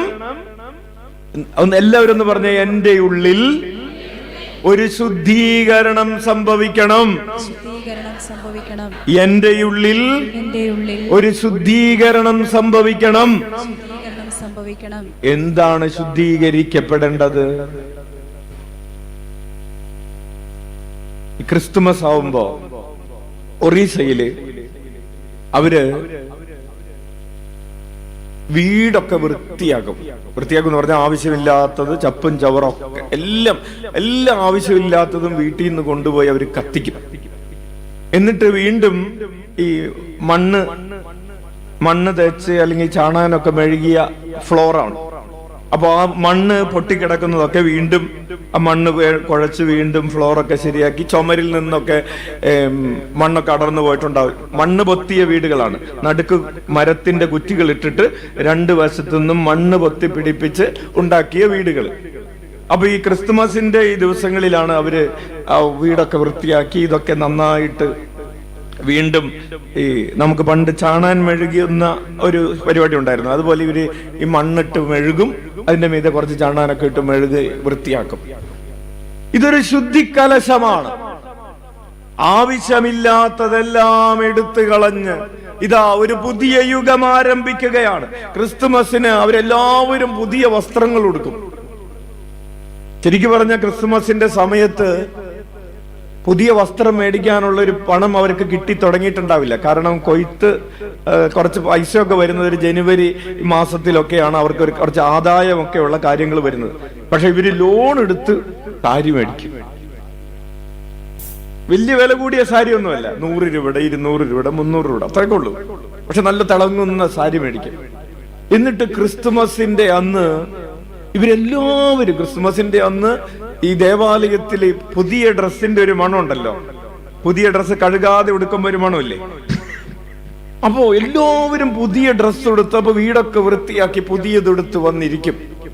അച്ഛന് മാത്രം പഴയതുണ്ടാവുള്ളൂ. ഹല്ലേലൂയ. അപ്പോൾ പ്രിയപ്പെട്ടവരെ, ഇതൊരു പുതിയ യുഗം തുടങ്ങുകയാണ് എന്ന ഉള്ളിൽ എന്തോ ഒരു ബോധ്യം, ഒരു പുതിയ ലൈഫ് തുടങ്ങുകയാണ് ക്രിസ്തുമസോട് കൂടെ. പഴയത് മുഴുവൻ എടുത്തു കളഞ്ഞു. ഇതുപോലെ ഒരു ശുദ്ധീകരണം, ഒരു പ്യൂരിഫിക്കേഷൻ നമുക്ക് ഈ ലോകത്തോടുള്ള ആവശ്യമില്ലാത്ത ഒത്തിരിയേറെ മമതകൾ, നമ്മോട് തന്നെയുള്ള മമതകള്, വ്യക്തികളോട് നമ്മളോട് തന്നെ ഉള്ള ഭയങ്കര ഒരു യുവാവ് അച്ഛൻ്റെ അടുത്ത് വന്നിട്ട് പറഞ്ഞു, അച്ഛൻ എനിക്ക് ഭയങ്കര ടെൻഷനാണ് അച്ഛൻ, എനിക്ക് പറ്റുന്നില്ല. എന്താണ്? ഞാൻ പ്രേമിക്കുന്ന പെൺകുട്ടി എന്നോട് പറഞ്ഞിരിക്കുകയാണ്, നമുക്ക് കുറച്ച് നാള് ഒന്ന് ബ്രേക്കപ്പ് ആവാം, അത് കഴിഞ്ഞിട്ട് 2 കൊല്ലം കഴിയുമ്പോ വീണ്ടും ബ്രേക്കപ്പ് കഴിഞ്ഞിട്ട് വീണ്ടും ഒരുമിച്ച് ചേരുന്നതിന് വല്ല വാക്കുണ്ടോ? റീയൂണിയൻ. അപ്പൊ 2 വർഷം കഴിഞ്ഞിട്ട് നമുക്ക് വീണ്ടും, ഇപ്പൊ അതുവരെ നമുക്ക് ഇത്തിരി അകന്ന് നിൽക്കാം. അപ്പൊ എന്താണ് ഗുണം? അപ്പൊ നമുക്ക് ഇപ്പൊ കുറെ നാളായി സംസാരിച്ച് നമ്മുടെ ആ ഒരു ഇതൊക്കെ പോയില്ലേ? അപ്പൊ ഇനി കുറച്ച് നാൾ അകന്ന് നിൽക്കുമ്പോ വീണ്ടും നമുക്ക് എന്തോ ഒരു ക്രഷൊക്കെ ഉണ്ടാവാൻ വേണ്ടിയിട്ട് അകന്ന് നിൽക്കാമെന്ന് പറഞ്ഞിരിക്കുകയാണ്. അവളിത് പറഞ്ഞപ്പോ ഇവന് ഭയങ്കര ടെൻഷൻ. എന്താണ് ടെൻഷൻ? അച്ഛാ, അവൾ ഇനി എന്നെ ഉപേക്ഷിച്ച് പോവോ? 2 വർഷം കഴിഞ്ഞിട്ട് തിരിച്ചു വന്നില്ലെങ്കിലോ? ഓക്കെ, അതൊരു പ്രശ്നമല്ലേ? അപ്പൊ അച്ഛൻ പറഞ്ഞു, വന്നില്ലെങ്കിൽ വേണ്ട, അവള് പോട്ടെ. പിന്നെ അച്ഛൻ അങ്ങനെ പറയാം. ഓക്കെ. അപ്പൊ ഇവൻ പറഞ്ഞു, അച്ഛൻ ഞാൻ പ്രാർത്ഥിച്ചുകൊണ്ടിരിക്കുന്നത്, ഈശോയെ ഞങ്ങളുടെ ഇടയിലേക്ക് കടന്നു വരണമേ, ഞങ്ങളുടെ ഇടയിലേക്ക് കടന്നു വരണമേ എന്ന് ഭയങ്കര പ്രാർത്ഥനയാണ്. പ്രിയപ്പെട്ടവരെ, ഒന്ന് ശ്രദ്ധിച്ചേ. അവൻ കർത്താവിനോട് ഞങ്ങളുടെ ഇടയിലേക്ക് കടന്നു വരണമേ എന്ന് പറഞ്ഞ് പ്രാർത്ഥിക്കുന്നുണ്ടെങ്കിലും ഹൃദയത്തിൽ ആരാണ് വിഗ്രഹമായി കൊണ്ട് നടക്കുന്നത്? കർത്താവാണോ കാമുകിയാണോ? രണ്ടിലും കായുണ്ട്.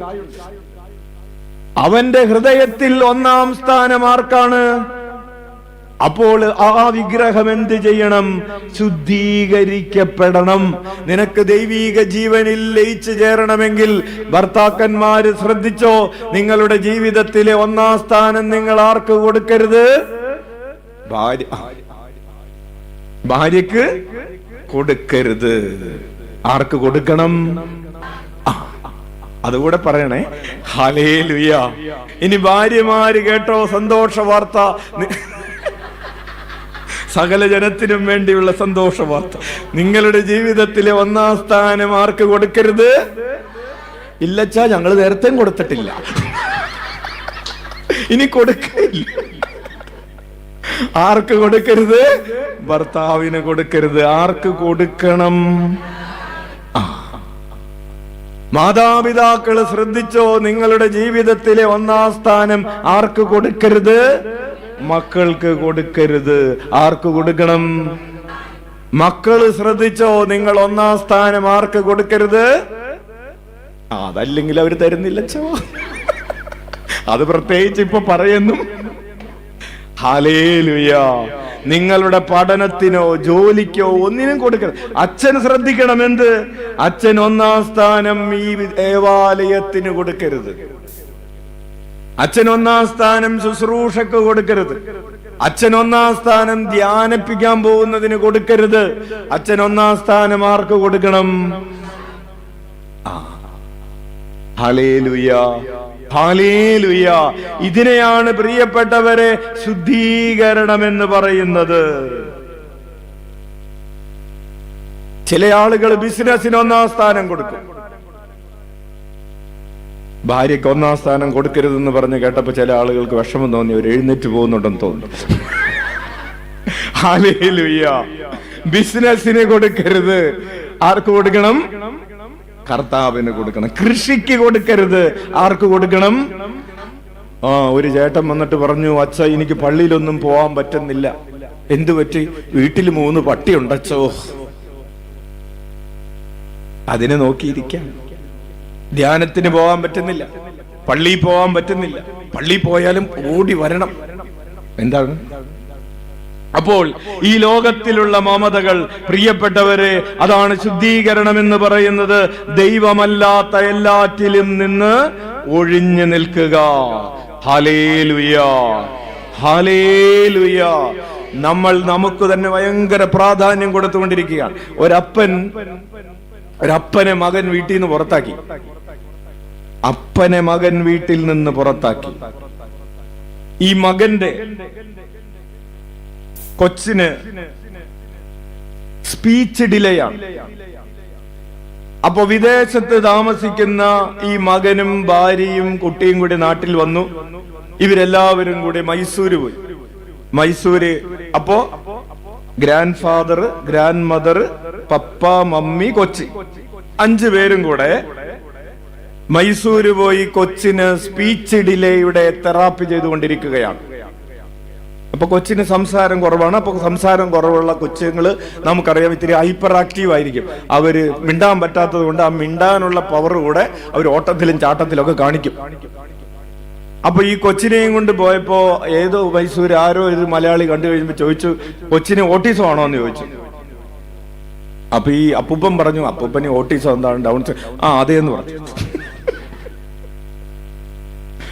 ഓട്ടിസം ആണോന്ന് ചോദിച്ചപ്പോ അതേന്ന് പറഞ്ഞു. അപ്പൊ അങ്ങനെ ഈ അപ്പന്റെ മകനോട് പിറ്റേ ദിവസം മറ്റേ പറഞ്ഞു, കൊച്ചിന് ഓട്ടിസം ആണല്ലോ എന്ന് ചോദിച്ചു. ഓട്ടിസം ഒന്നും അല്ല, സ്പീച്ച് ഡിലേ. ആര് പറഞ്ഞെന്ന് ചോദിച്ചു. തന്റെ അപ്പം പറഞ്ഞല്ലോ കൊച്ചിന് ഓട്ടിസം ആണെന്ന്. മനസ്സിലായോ? പോയ പോക്ക് കിട്ടിയോ? അപ്പോൾ ഈ മകൻ വീട്ടിൽ വന്നിട്ട് അപ്പനോട് ചോദിച്ചു, എന്റെ കൊച്ചിന് ഓട്ടിസം ആണെന്ന് തന്നോട് ആരാ പറഞ്ഞത്? അപ്പനോട്. അപ്പം പറഞ്ഞു, മോനെ ഈ ഓട്ടിസം എന്താണ്? കൊച്ചിന് മിണ്ടാൻ പറ്റുന്നില്ല എന്നല്ലേ നമുക്കറിഞ്ഞോളൂ. നമ്മൾ അതിനു വേണ്ടിയല്ലേ ട്രീറ്റ്മെന്റ്. അപ്പൊ അത് പറഞ്ഞു 1ഉം 2ഉം പറഞ്ഞ് അവസാനം അപ്പനെ മൈസൂരുള്ള വാടക വീട്ടിൽ നിന്ന് ഈ മകൻ പുറത്താക്കി. താൻ എങ്ങോട്ടെങ്കിലും പോയിക്കൊള്ളാം. പ്രിയപ്പെട്ടവരെ, അപ്പന് പറ്റിയ ഒരു പിഴവ്, ഇവന് അവന്റെ അഭിമാനത്തെ, ഇവനെ ഒരു പരിചയമില്ലാത്ത ഇവിടെ നാട്ടുകാർ അറിയാതിരിക്കാൻ വേണ്ടിയിട്ടാണ് അവിടെ പോയി വാടക എടുത്തത്. ആരും അറിയരുത് നമ്മുടെ കൊച്ചിന് ഇങ്ങനെ ഒരു പ്രശ്നമുള്ളത്, അല്ലേ? മോശമല്ലേ? നാണക്കേടല്ലേ? ആരെങ്കിലും ഒക്കെ നിങ്ങൾക്ക് ഇങ്ങനെ പറ്റിയല്ലോ എന്ന് പറയുമല്ലോ. അപ്പൊ ഈ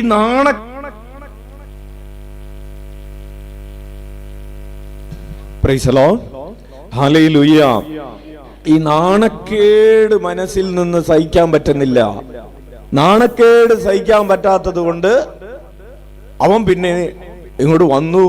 പിന്നെ വിദേശത്തേക്ക് പോയി. പ്രിയപ്പെട്ടവരെ, വിദേശത്തേക്ക് പോയി. പിന്നെ കുറെ നാളുകളായിട്ട് ഇങ്ങോട്ട് വന്നിട്ടില്ല. Hallelujah, hallelujah. എറണാകുളത്താണ് വീട്. പിന്നെ അവന് എറണാകുളം വേണ്ട.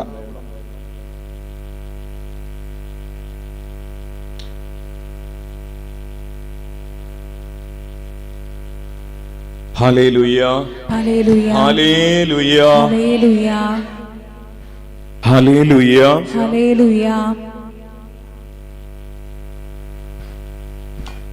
അപ്പോൾ പറഞ്ഞു വരുന്നത്, നമുക്ക് നമ്മോട് തന്നെയുള്ള നമ്മുടെ തന്നെ കാര്യങ്ങളെ കുറിച്ചുള്ള മമത, ഞാൻ ബഹുമാനിക്കപ്പെടണം. ഞാൻ ഒരു തരത്തിലും ഒരാളുടെ നാവിന്റെ പിഴവ് കൊണ്ട് പോലും എനിക്ക് ഒരു കുഴപ്പമുണ്ടാവില്ല. അതായത് ശുശ്രൂഷിക്കപ്പെടണം. ഈശോ എന്താ പറഞ്ഞത്? ശുശ്രൂഷിക്കപ്പെടാനല്ല. Hallelujah, hallelujah, hallelujah. പ്രിയപ്പെട്ടവരെ, കുരിശിന്റെ വിശുദ്ധ യോഹന്നാൻ പഠിപ്പിക്കുന്ന, ഓർമ്മപ്പെടുത്തുന്ന ഒരു കാര്യമുണ്ട്. Love creates likeness. എന്താണ്? Love creates likeness. നീ എന്തിനെയാണോ സ്നേഹിക്കുന്നത് നീ അതുപോലെ ആയിത്തീരും. ഒന്ന് പറഞ്ഞേ, നീ എന്തിനെയാണോ സ്നേഹിക്കുന്നത് നീ അതുപോലെ ആയിത്തീരും. നമ്മൾ ഉണ്ണീശോയെ സ്നേഹിച്ചാൽ നമ്മൾ ആരെ പോലെ ആയിത്തീരും? എന്ന് പറഞ്ഞു. എന്താ പറയാനൊരു മടി? നമ്മൾ ഉണ്ണീശോയെ സ്നേഹിച്ചാൽ ഉണ്ണീശോയെ പോലെ ആയിത്തീരും. ഭാവം, മനോഭാവം. നമുക്ക് ആരുടെ മനോഭാവം കിട്ടും? ഉണ്ണീശോയുടെ മനോഭാവം കിട്ടും. നമ്മൾ പരിശുദ്ധ മറിയത്തെ സ്നേഹിച്ചാൽ നമ്മൾ ആരെ പോലെയാകും? അമ്മയെ പോലെയാകും. നമ്മൾ ഔസേപ്പിതാവിനെ സ്നേഹിച്ച് നമ്മൾ ആരെ പോലെയാകും? ഔസേപ്പിതാവിനെ പോലെയാകും. പ്രിയപ്പെട്ടവരെ, ഇവര് 3 പേരും ശുശ്രൂഷിക്കപ്പെടാനുള്ള ആഗ്രഹം ഉപേക്ഷിച്ചവരാണ്. ഈശോയെ കുറിച്ച് നമുക്കറിയാം, അവൻ ദൈവത്തിന്റെ രൂപത്തിലായിരുന്നെങ്കിലും ദൈവവുമായുള്ള സമാനത നിലനിർത്തേണ്ട ഒരു കാര്യമായി പരിഗണിക്കാതെ മനുഷ്യരൂപമെടുക്കുകയും ദാസനെ പോലെ കാണപ്പെടുകയും ചെയ്തു. അവൻ ദാസനായി മാറി, ശുശ്രൂഷിക്കുന്നവനായി മാറി. ഹല്ലേലൂയ.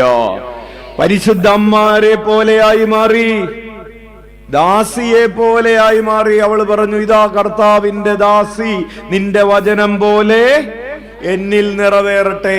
മാഗ്നിഫിക്കാത്തിൽ, സ്തോത്രഗീതത്തിൽ മറിയം പാടി, കർത്താവ് തന്റെ ദാസിയുടെ താഴ്മയെ കടാക്ഷിച്ചിരിക്കുന്നു, അതുകൊണ്ട് എല്ലാ തലമുറകളും ഇനി എന്നെ അനുഗ്രഹീത എന്ന് വിളിക്കും, ഭാഗ്യവതി എന്ന് വിളിക്കും. ഹല്ലേലൂയ. അപ്പൊ മറിയം പരിചരിക്കുന്നവളായി മാറി. കാനായിലെ കല്യാണ വീട്ടിലും എലിസബത്തിന്റെ വീട്ടിലും കാൽവരിയിലും മറിയം പരിചരിക്കുന്നവളായി. യൗസേപ്പിതാവാരായി? പരിചരിക്കുന്നവനായി.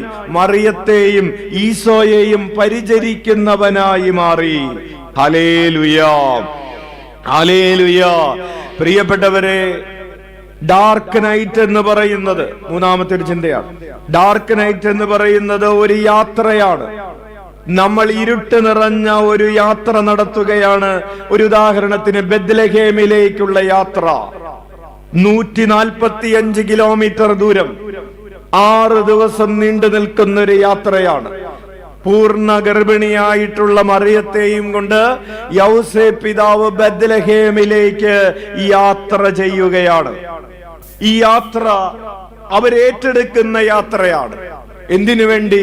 ഒരു കൽപ്പന അല്ലെങ്കിൽ ഒരു നിർദ്ദേശം, ഒരു വചനം എന്ന് പറഞ്ഞാലും കുഴപ്പമില്ല, ഒരു കൽപ്പന പാലിക്കാൻ വേണ്ടി അവർ ചില കഷ്ടപ്പാടുകൾ ഏറ്റെടുക്കുന്നു. നമ്മെ ശുദ്ധീകരിക്കാൻ വേണ്ടി. പ്രിയപ്പെട്ടവരെ, നമ്മൾ ചില കാര്യങ്ങൾ ഏറ്റെടുക്കുന്നതിനെ കുറിച്ച് നമ്മൾ കഴിഞ്ഞ ആഴ്ച പറഞ്ഞു. അതിനെ പറയുന്ന പേരെന്താണ്? Active dark night, active night. നമ്മൾ തന്നെ ഉപവാസമെടുക്കുന്നു, നമ്മൾ ഇറച്ചിയും മീനും മുട്ടയും പാലും വേണ്ടെന്ന് വെക്കുന്നു, അല്ലെങ്കിൽ പുതിയ വസ്ത്രങ്ങൾ വേണ്ടെന്ന് വെക്കുന്നു, ചില സൗകര്യങ്ങൾ വേണ്ടെന്ന് വെക്കുന്നു. നമ്മൾ ഒരു യാത്ര നടത്തുകയാണ്.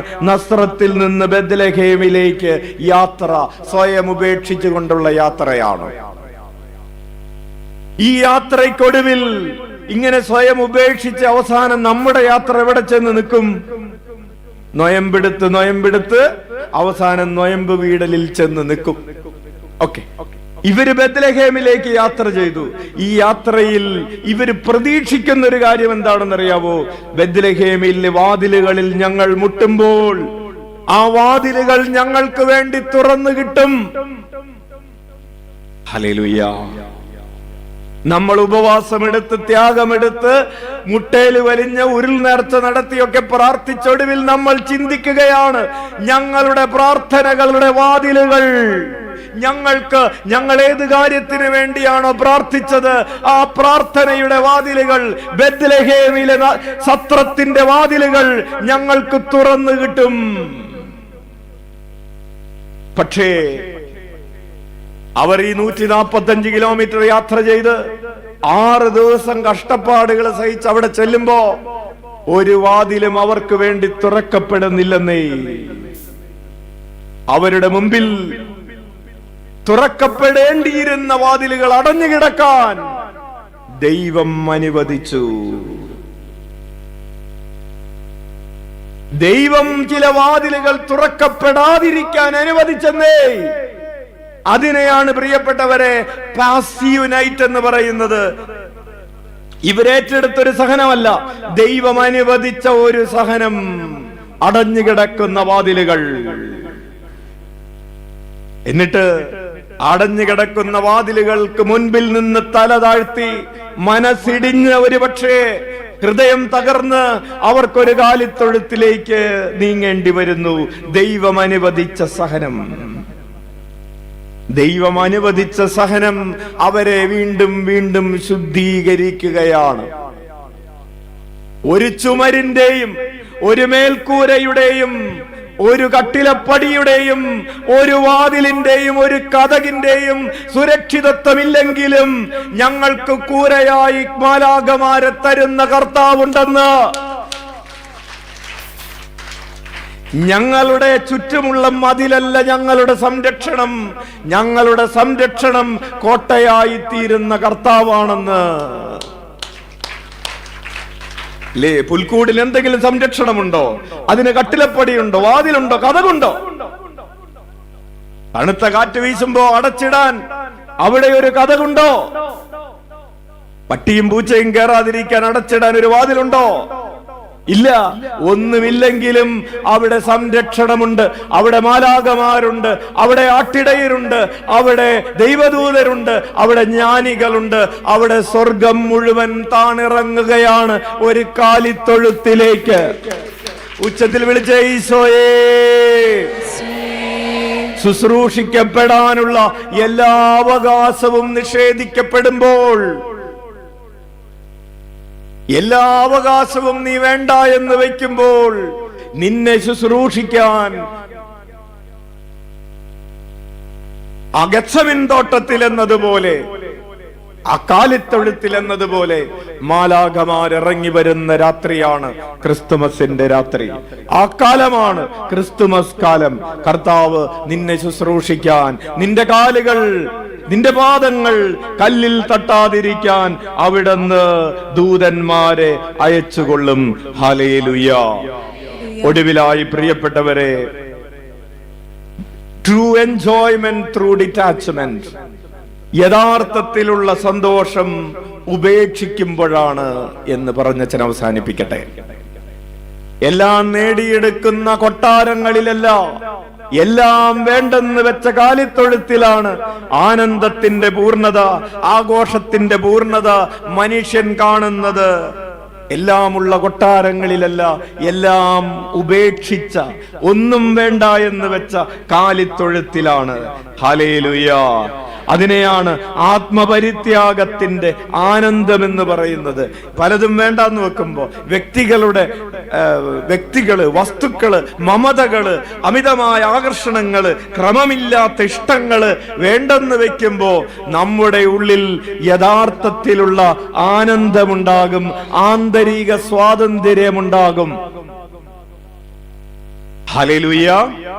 ക്രമമില്ലാത്ത മമതകള്, ഇഷ്ടങ്ങള് അടിമത്തമാണെന്നേ. എന്താണ് അച്ഛൻ പറഞ്ഞത്? ക്രമമില്ലാത്ത ഇഷ്ടങ്ങള്, മമതകള് എന്താണ്? അടിമത്തമാണ്. ആ അടിമത്തത്തിൽ നിന്നുള്ള മോചനമാണ് ഡിറ്റാച്ച്മെന്റ് എന്ന് പറയുന്നത്. അത് ആനന്ദമാണ്, സ്വാതന്ത്ര്യം ആനന്ദമാണ്. Hallelujah, hallelujah. വളരെ സങ്കടമുള്ളൊരു കാര്യമുണ്ടായി. ഒരു അമ്മ വന്നിട്ട് പറഞ്ഞു, അച്ഛാ, എന്റെ 19 വയസ്സുള്ള മകൾ ആത്മഹത്യ ചെയ്തു. അമ്മയോട് ചോദിച്ചു, എന്ത് പറ്റി? ഒന്ന് പറഞ്ഞുകൂടച്ചു. വലിയ ഭാരമാണ്. ഞാൻ പുല്ല് ചെത്തി വീട്ടിൽ വരുമ്പോ കൊച്ചിനെ ഇങ്ങനെ കിടപ്പുമുറിയിൽ കാണുകയാണ്.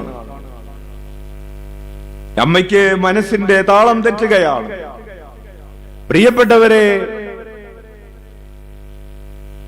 എന്തൊക്കെയോ ചില ക്രമമില്ലാത്ത കാര്യങ്ങള് സന്തോഷം നശിപ്പിച്ചു, പ്രത്യാശ നശിപ്പിച്ചു, ഒടുവിൽ ജീവനില്ലാതെയായി. അമ്മയുടെ അപ്പന്റെ ദുഃഖം ബാക്കി ഹൃദയത്തിൽ ഇങ്ങനെ തളം കെട്ടി നിൽക്കുകയാണ്. അമ്മയുടെ മനോനില താളം തെറ്റുകയാണ്.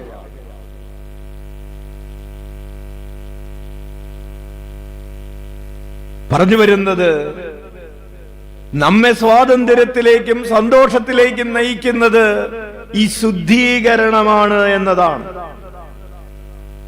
ശുദ്ധീകരിക്കപ്പെട്ട് കർത്താവിന്റെ പ്രകാശം കടന്നു വരുന്നതിന് തടസ്സമായി നമ്മുടെ ഉള്ളിൽ ഒരു ഇരുട്ട് പോലും ഇല്ലാത്തൊരു സാഹചര്യത്തിലേക്ക് നമ്മൾ വളരുന്ന അവസ്ഥയാണ് ആനന്ദത്തിന്റെ പൂർണ്ണത എന്ന് പറയുന്ന അവസ്ഥ.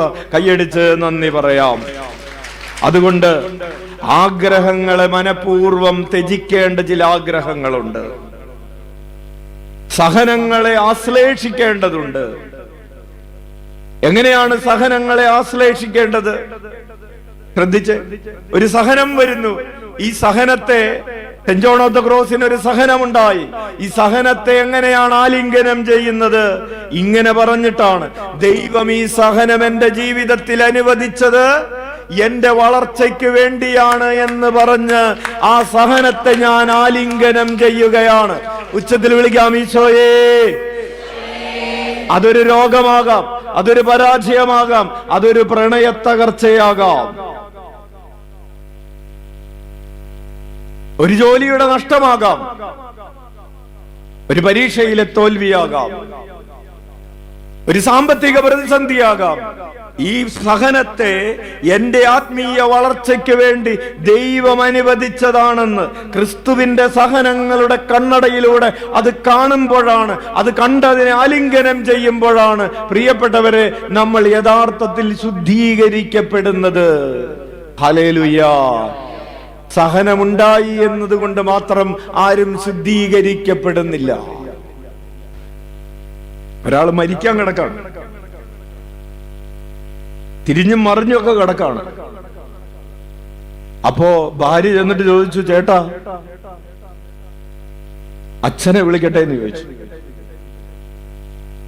കുമ്പസാരിപ്പിക്കാൻ വേണ്ടി അച്ഛനെ വിളിക്കട്ടെ എന്ന് ചോദിച്ചു. ഈ ചേട്ടന്റെ കൈയൊക്കെ ഇങ്ങനെ വളർന്ന് കാലിനാണ് ആകെ ഒരു ഇത്തിരി മാറി നിന്ന് കാൽക്കൽ നിന്നിട്ടാണ് ചേച്ചി ചോദിച്ചത്, കുമ്പസാരിപ്പിക്കാൻ അച്ഛനെ വിളിക്കട്ടെ എന്ന് ചോദിച്ചു. അയാളുടെ കാലിൽ അവശേഷിച്ചിരുന്ന ഒരു ശക്തി വെച്ച് പറ്റാവുന്നത് പോലെ ഒരൊറ്റ ചവിട്ട്.